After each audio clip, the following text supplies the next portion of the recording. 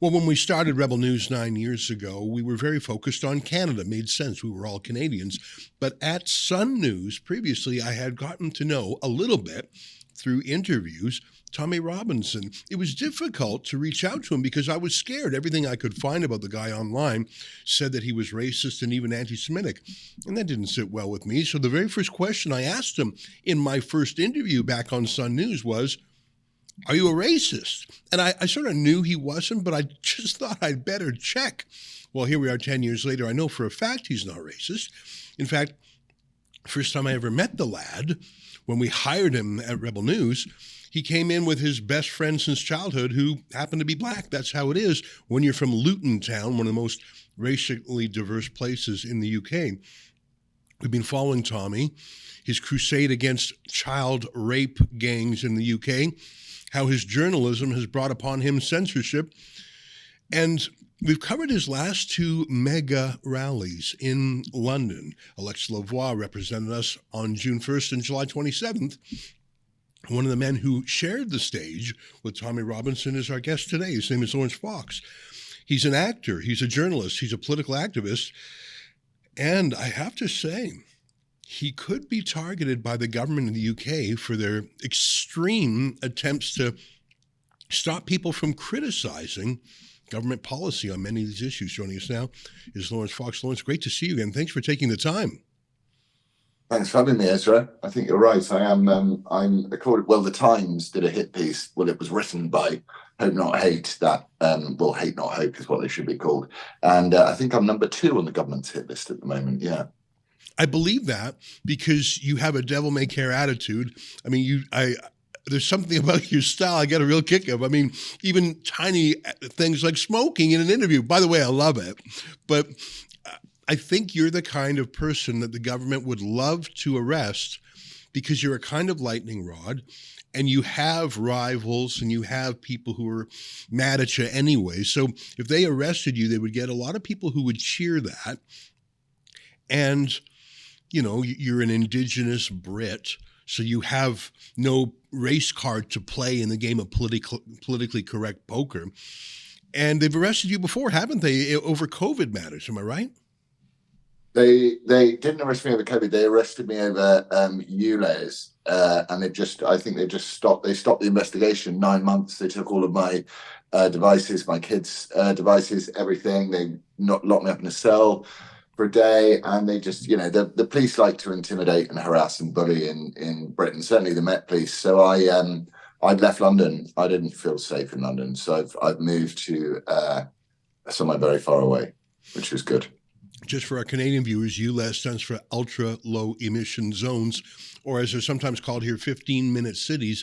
In the UK, they have all these spy cameras, and you also have people called blade runners who sneak out at night with buzzsaws, hacksaws, and bring them down. It's quite dramatic.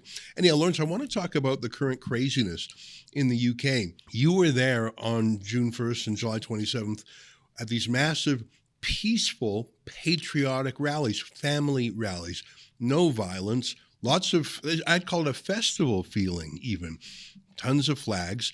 And from that to the darkness we've seen over the last few days, rioting, arson, I really believe you have two-tier policing in the UK. You can almost guarantee that if it is an indigenous Brit who's getting into fisticuffs, he's going to be arrested and there'll be a big press release about it. But if there is a newcomer, if there's a Muslim activist, the Muslim Defense League, police will say, oh, well, we've talked to the community and they're going to manage themselves.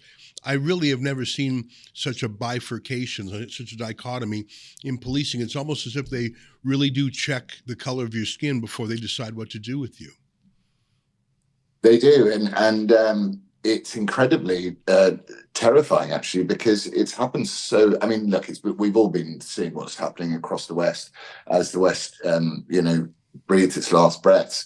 What's that Hemingway line from The Sun Also Rises about going bankrupt that Victor Davis Sampson says all the time?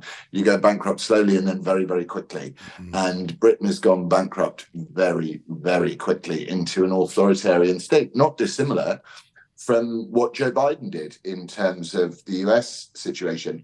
So Keir Starmer presented himself as a very sort of, I'm a very normal guy, and everything's normal, and don't worry, nothing's going to be too serious. And then the minute he gets into power, he turns into an absolute authoritarian despot straight away. And he's not a man of courage, and he's not a man of conviction, but he is a man of the law. He has a long history as the head of the Crown Prosecution Service. So we're being run by a lawyer, and America might be run by a lawyer soon if Kamala Harris, or wannabe lawyer if Kamala Harris gets in. It's terrifying. It's the first time I'm being contacted daily by people who are absolutely terrified, and middle of the road people, because we're policing what people say, and that's a very, very dangerous road to go down.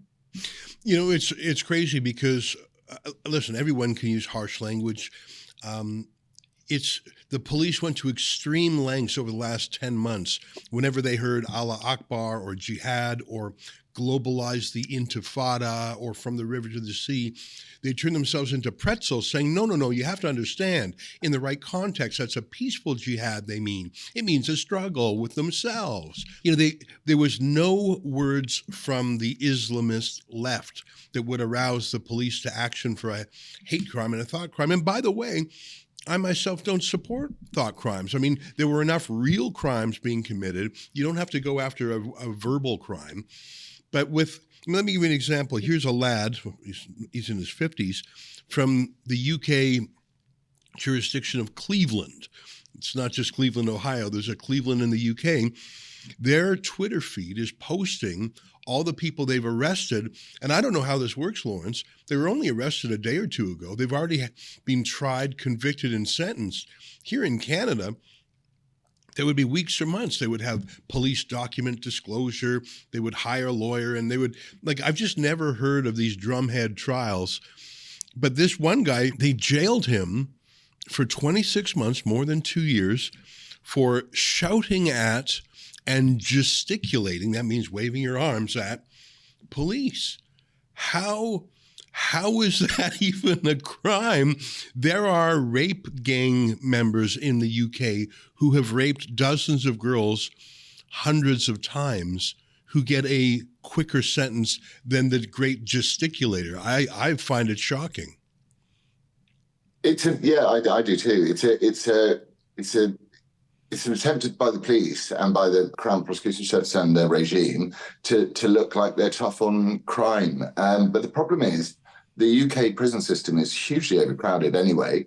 The machete murderer of a young man who was convicted is being released after only 6 months to make space for these gesticulators.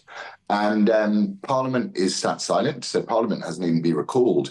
This is, anyone who, I thought during COVID things were bad, in terms of government overreach. And I thought that the Conservatives didn't in any way try and conserve anything like individual liberty. But these summary trials and convictions and sentences are a sign of what is to come once we open the doors to policing political opinion and policing people's views. And Cleveland police sort of get so thrilled about all this stuff, while the families of the 3 girls massacred last week, which has sparked these current disturbances, they're going to have to wait till January for justice for their daughters, and the 11 maimed by this psychopath. They're going to have to wait till January. So the one thing that keeps a liberal democracy functioning is the idea that the law and justice is blind, and that will be applied equally to all. It's foundational cornerstone, along with freedom of speech, to liberal democracy. And we've just seen it decimated, utterly decimated, in about the shortest period of time, ever. And you listen to Keir Starmer's speech. He gave a speech about this, and I was thinking he's going to try and mollify people. He's going to try and bring people back together, but he doubled down. Yeah. And so there's nothing worse than a weak authoritarian, a cowardly, afraid authoritarian, of which he is one. He'd probably jail me for saying that. Well, I wish it doesn't happen. I hope it doesn't happen. But I'm sorry to say it, I think they will arrest you. The number of times that from the prime minister on down to the head of public prosecutions to Rowley himself, of the Met Police and all other police that I've seen online, it's universal. They're not just going after actual rioters. They went after the great gesticulator. I mean, God forbid you're a mime or you're using sign language. That's a crime now. But you have a big following online. Tommy Robinson, obviously.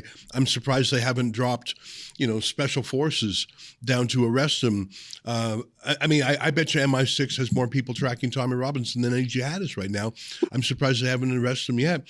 They have so emphasized people on Twitter, and Twitter in particular, because they hate Elon Musk. Elon Musk used some of the language that you and Tommy Robinson have used, the phrase two-tier Keir being Keir Starmer, the prime minister, two-tier Keir being two-tier justice, two-tier policing, obviously two-tier media. I think Elon Musk, he's a big and powerful guy, and maybe he knows what he's doing. We've seen him fight with other politicians before, like in Brazil. He took on a crusading judge, and Nicolas Maduro. But those are sort of small potatoes compared to taking on the United Kingdom. The United Kingdom is still a great, powerful country. And I think that they would arrest Elon Musk if they could. Good luck. They're the most incompetent bunch of people in the world. The police have become the Stasi in the UK. I'm yet to find out what my local police force is like. No one's come to visit me yet, which is a relief. But the police, I think that what Elon Musk has done, which is so dangerous, is that he's given a voice to all of those people that feel and have felt for many, many years that there is no fairness in the society that we live in.